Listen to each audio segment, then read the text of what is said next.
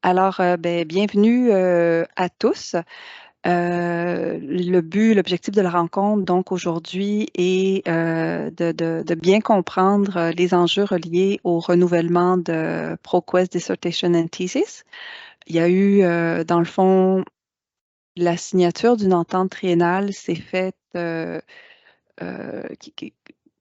finalement seulement à l'automne, bien que le renouvellement normalement était en mai, mais ça a été des discussions extrêmement ardues parce que ProQuest, qui a été acheté par Clarivate, a changé les règles du jeu et pour la même offre tarifaire qui avait été faite au départ, ils nous disent tout d'un coup, ah ben oui, ça va être le même prix, mais vous n'aurez plus les droits perpétuels au contenu qui aura été publié sur la plateforme pendant votre période d'abonnement. Donc, on passe d'un modèle d'achat de droits perpétuels à un modèle d'abonnement.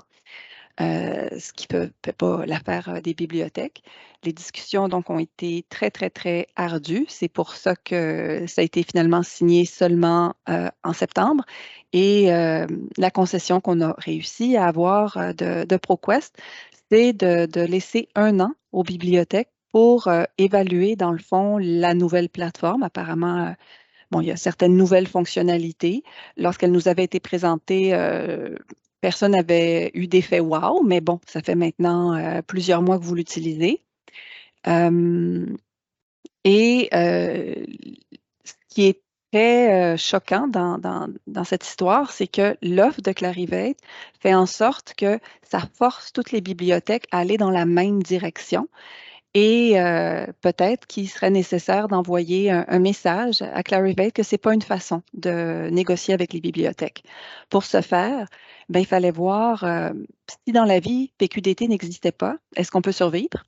Et ça a été le mandat du groupe de travail formé Darren. Darren, j'espère que je ne vais pas massacrer ton nom. Là, je recherche où est-ce que je l'avais écrit dans mon petit courriel. Aaron McAtee, c'est bien ça. Emmanuel Paquet-Traînard, Francis Fréjot et Ève. Ève, est-ce que quelqu'un peut m'aider? Richard. Merci. Alors, voilà. Le rapport que le groupe a fait est disponible sur le LibGuides du BCI, bientôt LibGuides du PBUC. Le transfert va se faire cet après-midi.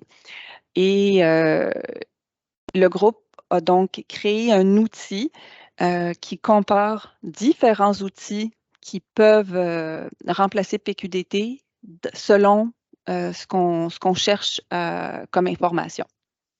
Donc, la présentation aujourd'hui, je vous faisais une mise en contexte. Le groupe va présenter l'outil et le rapport. Ensuite, on va regarder l'offre tarifaire de ProQuest et il y aura une séance de questions.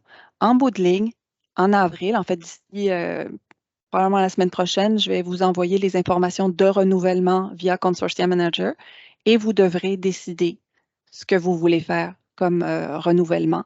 Les options étant le statut. On continue tout le monde avec.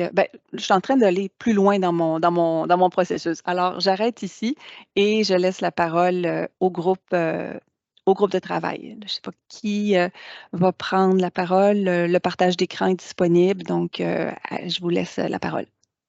Parfait. Donc, je pense que moi, je vais commencer avec le rapport, puis Emmanuel va présenter l'outil.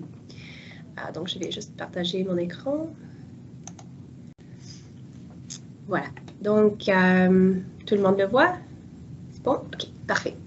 Donc, oui, voici le rapport qu'on a créé pour résumer nos méthodologies, nos tests, les résultats, puis des petites conclusions avec des recommandations, des outils qu'on a trouvé le mieux performant, puis aussi une petite réflexion sur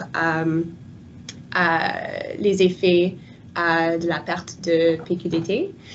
Le document est structuré avec une première section avec une mise en contexte, une section méthodologie qui suit, une section résultats et finalement la section conclusion.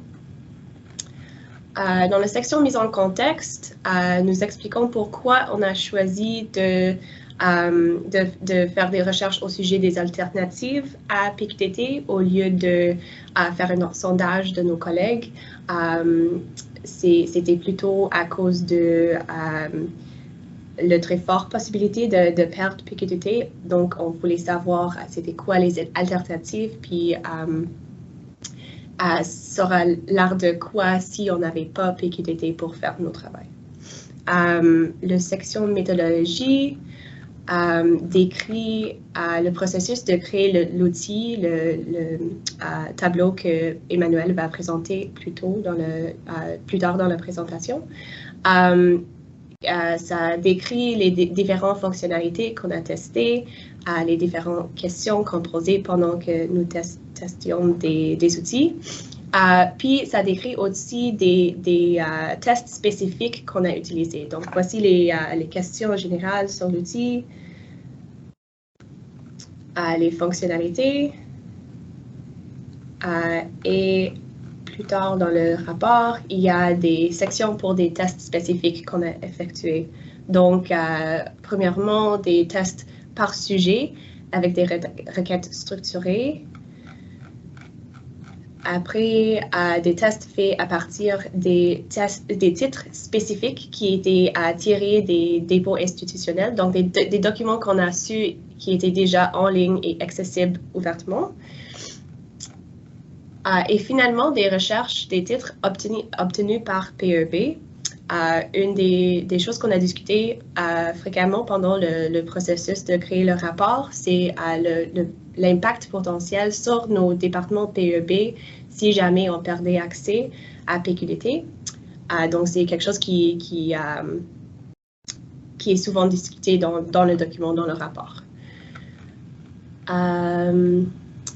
Donc, la section résultats ici décrit les résultats de chacun de ces tests. Donc, les recherches par sujet, encore des recherches par des titres spécifiques et encore des tests des titres qui étaient demandés par PEB à l'Université Laval.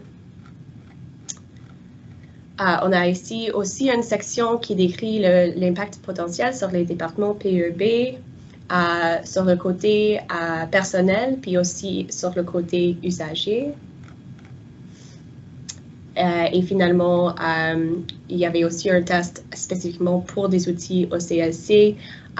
Nous pensons particulièrement à nos utilisateurs qui sont déjà habitués à l'interface de recherche de SOFIA. Donc, la possibilité d'utiliser ces outils pour avoir la meilleure expérience pour les usagers. Donc, finalement, nous venons aux conclusions des travaux de notre groupe. Il y a une petite introduction suivie par la discussion des différents outils qu'on a trouvés qui étaient les plus performants. Donc, pour la recherche du texte intégral d'une thèse ou une mémoire avec un titre déjà connu, nous avons choisi Google Scholar et les outils comme OATD, Core et le service pré-entrée bibliothèque sont des autres choses qu'on recommande pour celle-là. Pour la recherche des thèses et mémoires par sujet, pour des recherches simples, nous avons choisi SOFIA, OATD, puis Aurora, qui est le catalogue de Bibliothèques et Archives à Canada. Donc, c'est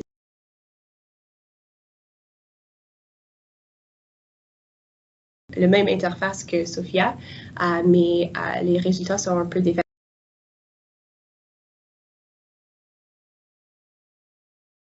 Personnel de Bibliothèques et Archives Canada, qui ajoute des sommaires des thèses et mémoires, donc ce qui rend plus réparables ces documents dans le catalogue Aurora. Finalement, il y a une section pour une recommandation pour des recherches complexes pour ceux qui font les projets de synthèse de la connaissance. Et l'outil qu'on a trouvé qui a mieux performé dans ce champ, c'est EBSCO Open Dissertation, qui est une base de données qui spécialise dans les thèses et mémoires américains. On a aussi ajouté une section pour recherche de thèses et mémoires par endroit géographique à cause qu'il y a souvent des catalogues soit nationaux ou encore plus larges comme endroit géographique. Pour des thèses et mémoires de Québec, nous avons trouvé que SOPHIA était une bonne option et aussi Érudit. Érudit répare tous les thèses et mémoires de toutes les institutions à BCI, sauf Bishops et HEC Montréal. Pour le niveau national, nous recommandons encore Aurora. Puis, si vous cherchez quelque part d'autre dans le monde, il y a ce page ici il y a un lien vers le page.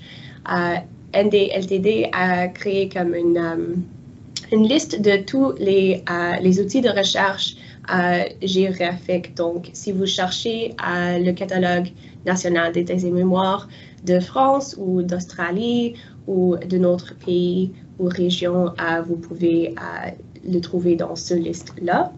Et finalement, si vous cherchez par une institution spécifique, il y a Open Door qui est qui décrit tous les dépôts institutionnels et les groupes par pays. C'est un peu difficile de le voir dans les résultats. Je vais juste descendre un peu.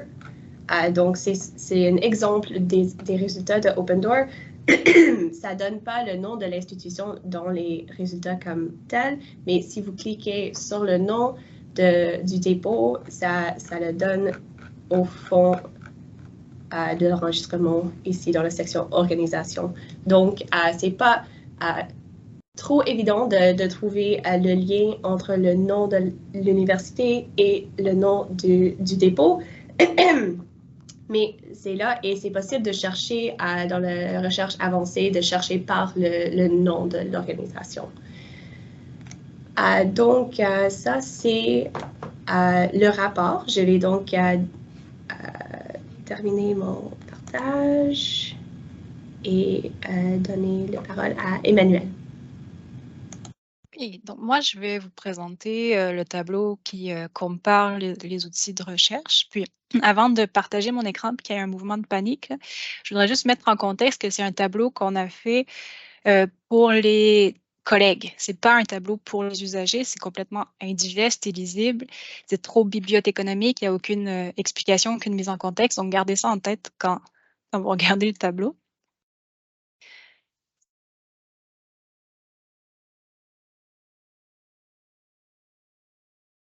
Donc voilà, notre tableau, il ressemble à ça. On a étudié 19 outils plus PQDT.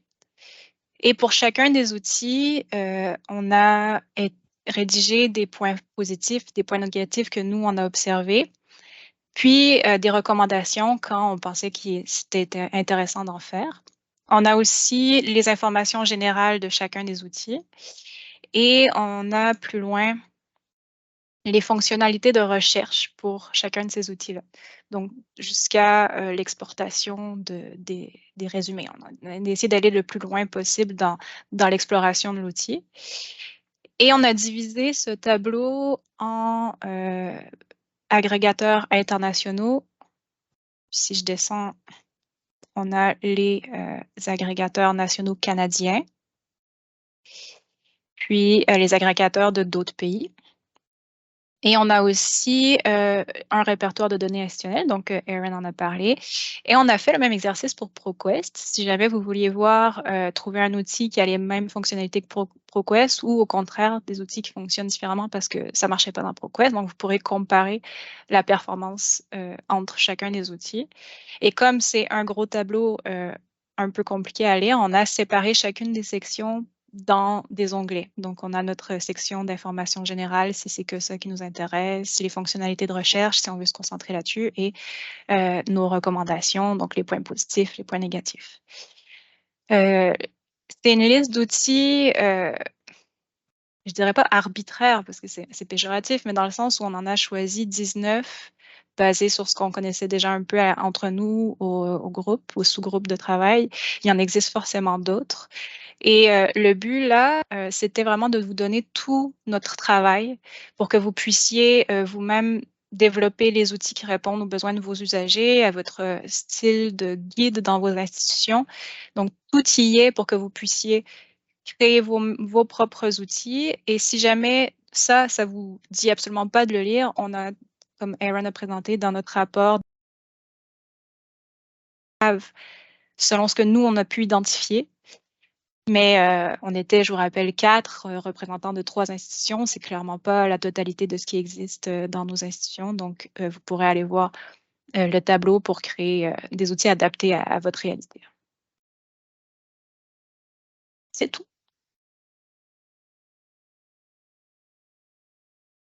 Merci beaucoup.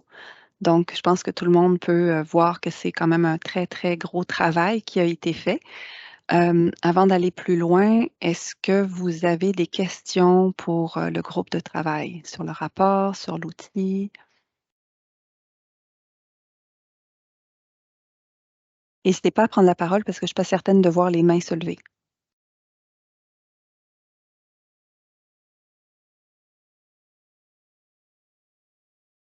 Eh bien, ça semble super clair. Alors,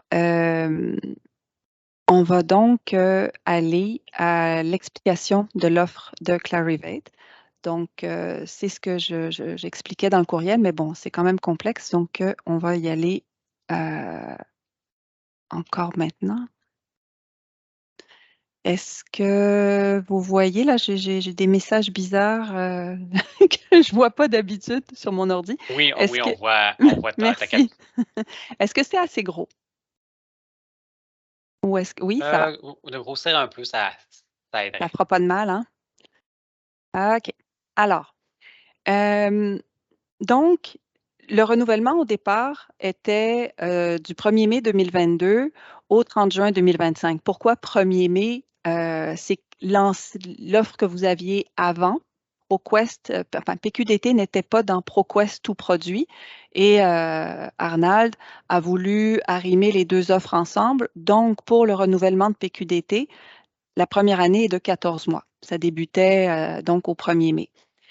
La première offre qui a été faite à Arnald et qui a été transmise aux bibliothèques et sur laquelle vous vous étiez au départ projeté, c'est les chiffres qu'on voit ici.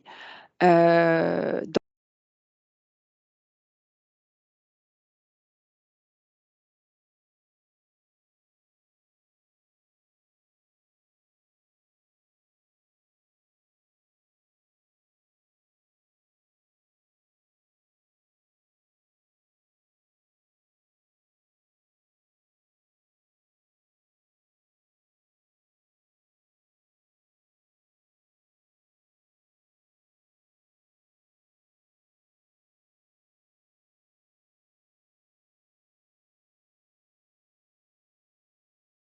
alors évidemment, on n'a pas accepté ça. Il y a eu plusieurs discussions avec Clarivate. On a regardé l'entente actuelle, on a contacté l'avocat du BCI, on a vraiment fait énormément de démarches, eu plusieurs rencontres avec Clarivate pour leur dire pourquoi c'est important les droits perpétuels. On a contacté nos collègues des autres consortiums comme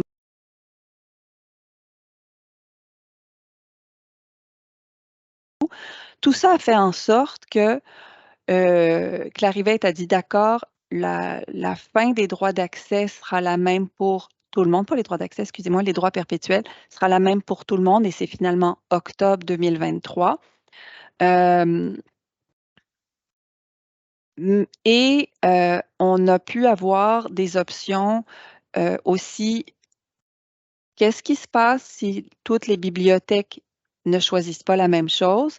Parce qu'en fait, Pour la période qui se termine au mois de juin, le prix qui vous avait été proposé au départ et le contenu que vous deviez avoir au départ, ça ne change pas. Donc, jusqu'en juin 2023, tout ce qui aura été publié, les bibliothèques conservent les droits pérennes. Et pour les 2 prochaines années, c'est là où ça change. Pour la prochaine année, donc du 1er juillet 2023 au 30 juin 2024, le prix que vous voyez ici inclut les droits pérennes jusqu'au mois d'octobre. Ensuite, c'est un abonnement. Donc, vous avez accès à toute la base de données, vous avez accès à toutes les fonctionnalités, mais tout le contenu publié à partir du 1er novembre, en fait, vous n'en avez pas les droits pérennes. Et puis, l'année prochaine, ben, c'est 100% de l'abonnement. Donc, voilà. Et ça, c'est les prix si toutes les bibliothèques optent pour cette solution-là. La deuxième option, parce que peut-être qu'il y a des bibliothèques qui ne seront pas intéressées à avoir un abonnement, donc plutôt qu'un achat. Alors, il y a l'option aussi où toutes les bibliothèques se disent, ben là, étant donné qu'on a plusieurs outils, plusieurs alternatives à PQDT, on n'accepte pas, on n'a pas besoin d'avoir un abonnement à PQDT. Par contre, vous devez bien sûr continuer à avoir accès à tout ce que vous avez acheté par le passé jusqu'au 30 octobre 2023. Alors, pour l'année qui s'en vient, du 1er juillet 2023 au 30 juin 2024, il y a donc la portion jusqu'en octobre où il y a encore les droits pérennes et la portion qui suit où c'est simplement les droits d'accès au service. Donc, vous avez les montants qui sont ici. Et puis pour la troisième année, ben, c'est 600 $ pour tout le monde pour avoir accès à la plateforme et tout le contenu qui a été acheté jusqu'au 30 octobre.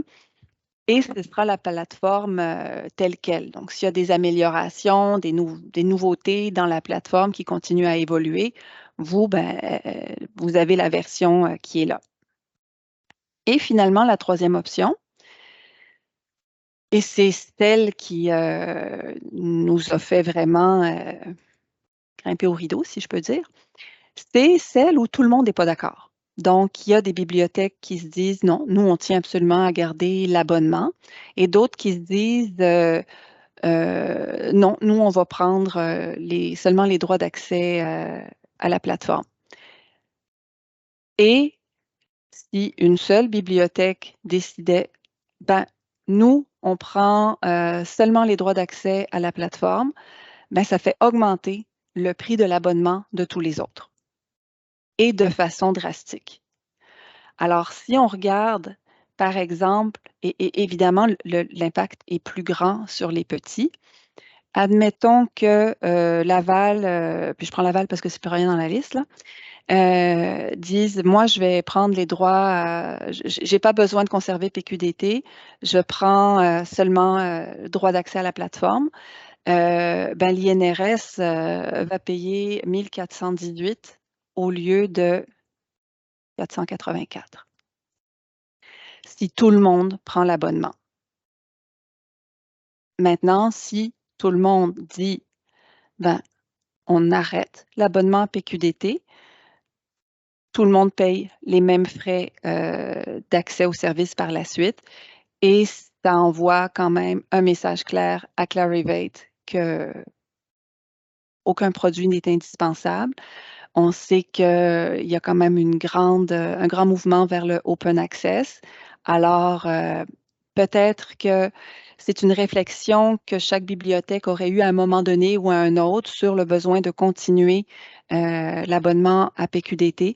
Et là, ça devance peut-être un peu cette réflexion individuelle. Donc, voilà. Est-ce que vous avez des questions sur l'offre?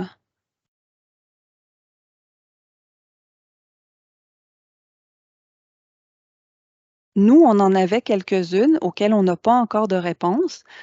En fait, là, je vais envoyer l'offre de renouvellement dans CM. Vous allez donner vos réponses, puis on verra. Et Si tout le monde va d'un côté ou si tout le monde va de l'autre, c'est simple, l'offre est là. Si on est justement dans le scénario 3, est-ce que selon ce qu'on a eu, je vais pouvoir négocier quelque chose, essayer que l'impact soit moins fort? Je ne peux pas vous le dire. Je n'ai pas ces informations-là pour le moment. Donc,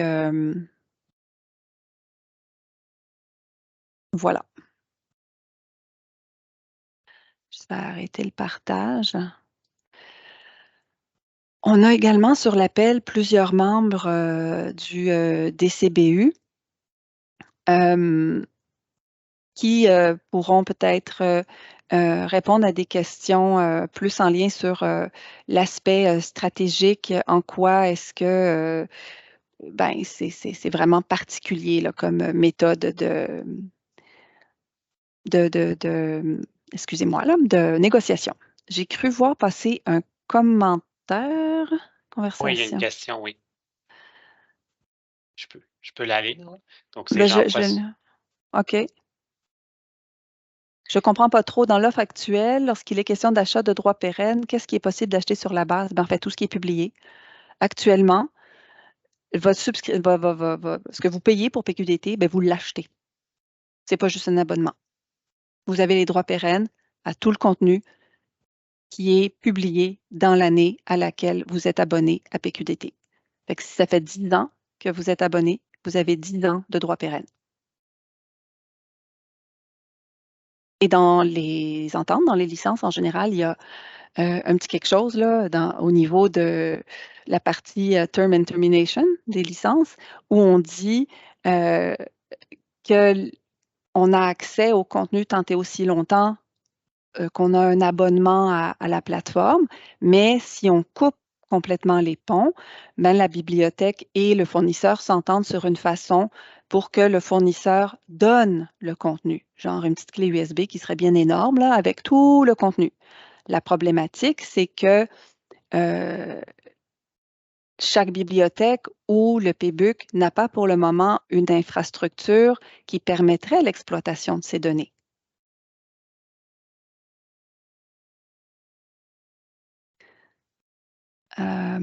Avons-nous tous accès au fichier le fichier, oui, en fait, le lien est dans le courriel que je vous ai envoyé, ou tout simplement sur le LibGuides du BCI qui va déménager là, incessamment. Donc, vous avez peut-être déjà vu ce qui était le LibGuide du sous-comité des bibliothèques et qui est maintenant celui du partenariat des bibliothèques universitaires du Québec. Donc, vous avez la section sur les achats en commun et le rapport est ici. Vous pouvez le télécharger et télécharger l'Excel. Et on va faire ça. Voilà, je viens de vous mettre le lien dans le chat. L'URL va changer parce que, bon, avec la transition vers l'Université de Montréal, on quitte le BCI. Donc, l'URL va changer quelque part cet après-midi. Normalement, il y a une rédirection automatique qui va se faire pendant 6 mois. Mais bon, ça peut être une bonne idée de télécharger l'outil maintenant. J'en profite juste pour mentionner là, que la grille Excel ne sera pas mise à jour là, suite à la réunion d'aujourd'hui. Donc, il n'y aura pas de changement. Donc, les données ont été prises là, dans les mois précédents, là, il n'y a pas si longtemps, mais quand même, ça ne sera pas mis à jour. Là, donc, je vous garde ça en tête là, si vous utilisez les données qui sont disponibles dans ce tableau.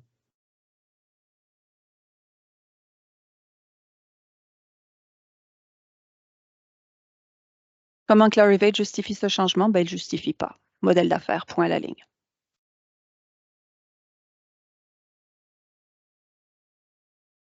C'est une compagnie à but lucratif.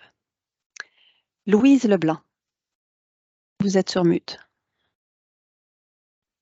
Me voici, donc. Écoutez, je sais. OK. Est-ce que vous avez l'impression, parce que Clarivate, parce qu'on a d'autres produits avec Clarivate aussi, est-ce que vous avez le sentiment qu'ils vont, il y a plusieurs bases de données qu'ils ont achetées avec ProQuest, puis il y a aussi, ils sont propriétaires de Web of Science. Avez-vous l'impression qu'ils vont faire un virage? Avez-vous eu dans vos réseaux, est-ce que dans les réseaux des autres bibliothèques, par exemple, là, à l'extérieur du Québec, du Canada, est-ce que Clarivate devient un gros agressif? Justine, je pense que tu as une réponse là-dessus. Université de Montréal. Oui, une position plus agressive là, dans nos négociations, notamment les hausses annuelles, là, c'est comme 5% pour tout, puis c'est très agressif. Puis pour l'été, l'autre jour, j'ai eu une petite rencontre là, pour présenter un index sur Web of Science, puis notre représentante, j'ai oublié son nom, elle nous disait que PQDT va être ajouté comme index dans Web of Science. Fait que là, ils vont rajouter. Ce que je comprends, c'est qu'ils intègrent un peu tous les produits ProQuest avec les produits Clarivate. C'est comme un peu leur... ils veulent nous accrocher avec ça. Puis elle semblait dire comme ceux qui auront PQDT, peut-être ils auront l'index dans Web of Science, mais bon, à mon avis, pour une période limitée. Puis là, elle a vu que peut-être elle a compris que c'était un peu trop avancé parce que on est en négociation avec le PCI. Mais que j'ai su un peu qu'il allait avoir un index. Je sais pas si ça peut. C'est un peu leur stratégie. Est-ce que d'autres personnes ont eu des négos institutionnels ou ont ce feeling-là? Parmi le DCBU, il y avait comme cette impression-là. Attends, il y a Valérie Levasseur. Attendez, là, j'aimerais autant, là, finalement, si vous parliez, parce que ou alors est-ce que vous vous répondez vous-même dans le chat? Je n'ai pas lu le rapport, mais est-ce possible de résumer si le comité a trouvé un outil aussi complet et performant que PQDT dans leur analyse? Là, je vais laisser Emmanuel ou quelqu'un du groupe répondre. Je peux peut-être y aller puis vous compléterez si vous voulez, là, Emmanuel, Eve ou Aaron. Il n'y a pas d'outil là, qui remplace parfaitement PQDT, mais il faut comprendre que PQDT n'est pas parfait non plus. Mais bref, selon nos analyses, on croit là, qu'une combinaison d'outils qui est proposée dans notre rapport va faire en sorte qu'on peut arriver à peu près les mêmes résultats, là. Je vais juste rajouter que quand on a fait la recherche par titre connu pour des documents qui sont conservés dans les dépôts institutionnels Open Access, on a trouvé que PQDT a pu seulement trouver 4, puis a seulement accès au texte intégral de 2 sur 15. Donc, ça a l'air que le PQDT est vraiment fort dans les documents plus vieux, peut-être avant 1995, puis particulièrement pour le monde anglophone. Mais au moins moi, dans mes tests, j'ai trouvé qu'il y a d'autres outils comme Google Scholar, Sophia, Core, OATD qui performaient mieux pour les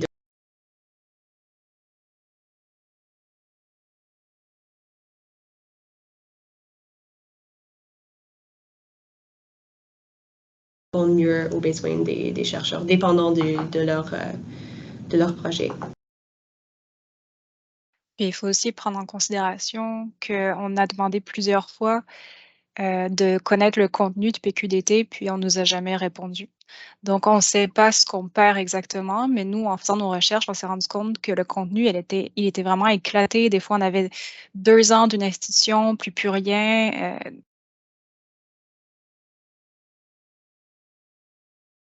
Perd en perdant PQDT. Mais plus on fouille dedans, plus on se rend compte que c'est vraiment pas aussi magique que ce qu'on pense que c'est. La grande question, peut-on se retirer individuellement de PQDT ou bien il faut y avoir un consensus de non-renouvellement? Ce n'est pas le mandat du DCBU de dire ce qu'il faut faire. C'est le mandat du DCBU et le mien était de vous donner le plus d'informations possible pour vous permettre de prendre une décision. Maintenant, on a bien vu avec l'offre, si je reviens à celle qui est là, certains décident de continuer leur abonnement et d'autres décident de sortir. Ceux qui continuent leur abonnement vont payer significativement plus cher.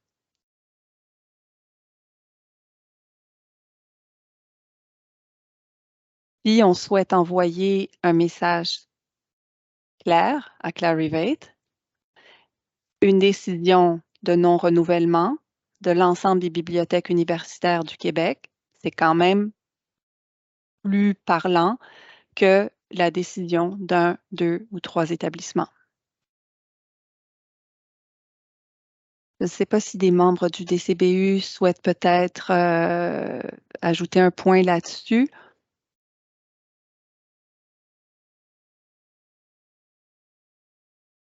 Ben, je peux peut-être prendre la parole rapidement.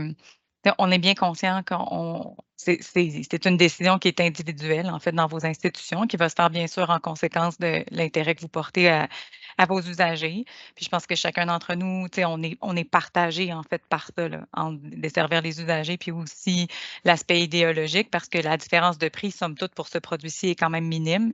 Effectivement, Louise, comme tu le soulignais, la crainte que ça se répercute dans d'autres produits, elle est quand même présente au sein du DCBU. Fait que je pense que au DCBU non plus, c'est pas tous les membres qui sont qui ont en fait aussi PQDT, donc ça aussi, il faut le prendre en compte. Fait qu'il n'y avait pas non plus de décision unanime au DCBU. Chacun d'entre nous va consulter effectivement l'ensemble de des personnes touchées dans ces institutions pour en arriver à une décision.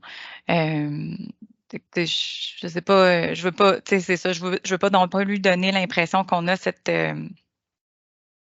décision-là claire du DCBU derrière que de prôner, par exemple, le non-renouvellement et tout ça, mais on avait clairement l'intention de sensibiliser sur cette pratique qui est absolument inacceptable. Puis ça, je pense que là-dessus, on est rassemblés autour de cette idée-là. J'ai vu d'autres membres, je ne sais pas si vous souhaitez compléter, là, fait qu'on vous invite à y réfléchir, évidemment, avec cette double perspective, puis pas simplement dans une perspective de coût aux usagers, mais évidemment, l'impact quand même que ça peut avoir.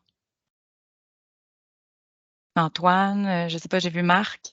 Là, je ne sais pas si j'ai manqué quelqu'un d'autre là, avec 59 participants. Là, je ne défile pas les listes.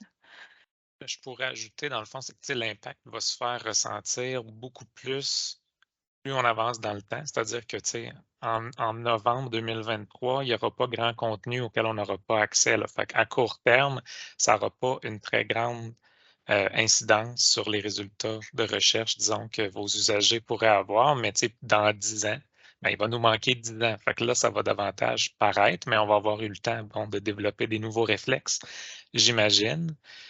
Puis, si on regarde ce tableau-là avec l'option 3, justement, que Muriel est en train de partager, moi, je suis de l'UQTR, fait que si je regarde l'UQTR, bon, c'est une augmentation de genre 1 000 $. On peut se dire, en soi, c'est pas beaucoup, mais quand on y réfléchit en termes de pourcentage d'augmentation, c'est 60 %, ce qui est tout à fait inacceptable. À l'université, ici à l'UQTR, dès que c'est plus que 4 % on surseille un petit peu, puis on questionne, on va au champ de bataille juste pour 4 %. Quand on parle de 60 % d'augmentation, ben là, on est ailleurs. C'est difficilement acceptable. Fait que juste ça à garder en tête aussi. Là. Je peux rajouter un peu. Là, je pense que l'essentiel a été dit, là, mais oui, c'est vraiment là. Il n'y a pas de recommandation unique là, du comité. Là.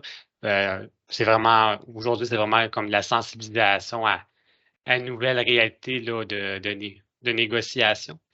Comme pour le CAC, là, c'est sûr que pour notre institution, là, si vous voyez le tableau, là, on double. Là.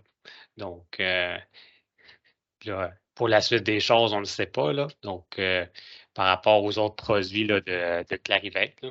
Donc, ça va être des discussions là, pour dans chaque établissement, là, puis voir s'il y a d'autres. Là, en ce moment, on parle du renouvellement aujourd'hui, là, à savoir, mais ça va être aussi la question éventuellement, là, à savoir s'il y a d'autres types d'actions qu'il va falloir faire.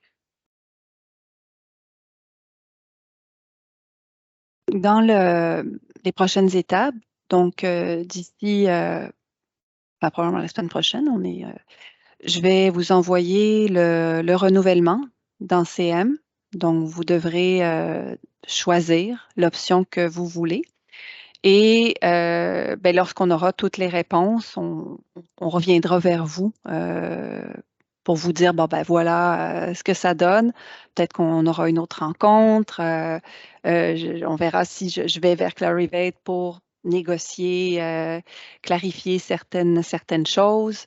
Mais la première étape, comme le disait Dominique, oui, il y a l'aspect financier relié au renouvellement, il y a l'aspect service aux usagers qui est extrêmement important, et il y a l'aspect aussi stratégique de cette façon de faire d'un gros qui achète, puis ben, il veut plaire à ses actionnaires, c'est normal.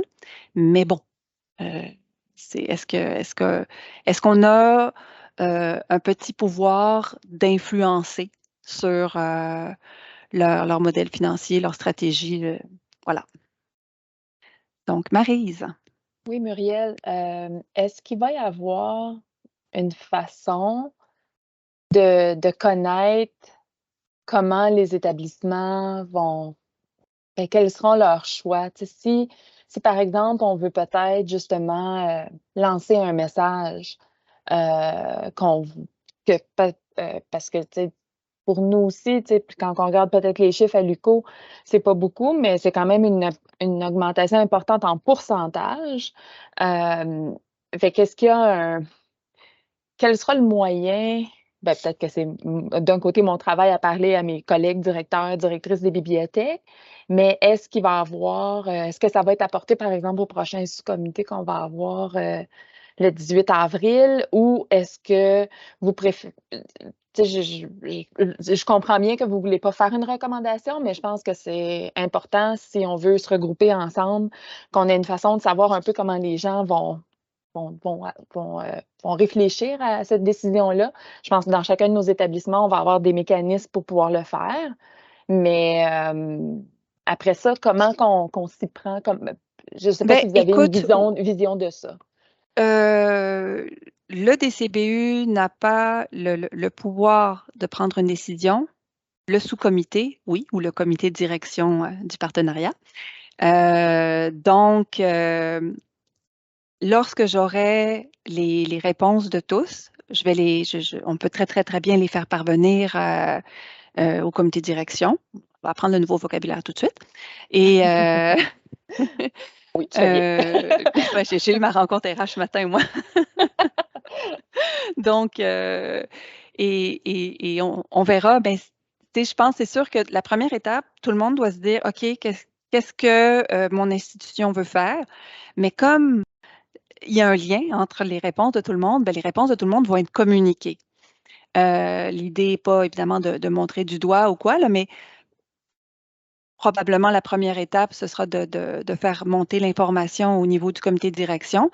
Puis, bon, Maryse, pas 18 avril, ça ne laisse pas les 4 semaines réglementaires pour répondre à une offre et ça va peut-être demander un petit peu plus de temps qu'à l'habitude. La prochaine rencontre, c'est au mois de mai.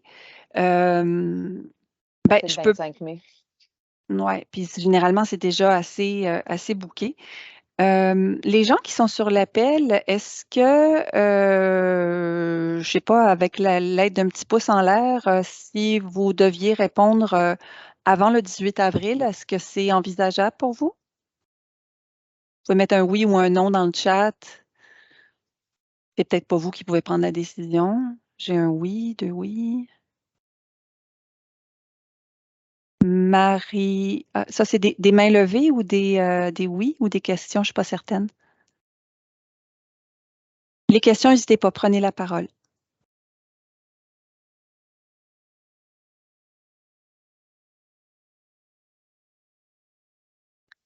Ceux qui ont répondu ont plutôt tendance à dire que oui, c'est possible. Donc, je vais probablement donner une date limite de réponse à l'offre avant le 18 avril, mais on comprend tous que ce n'est pas nécessairement la décision finale qui va être prise là. Il y a toujours moyen, évidemment, d'envoyer un courriel là, plutôt que juste oui, non dans le formulaire. Est-ce qu'il y a d'autres questions, commentaires?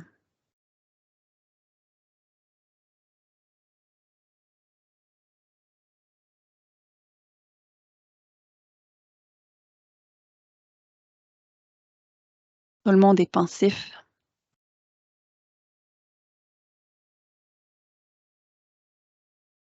Je pense que c'est complet.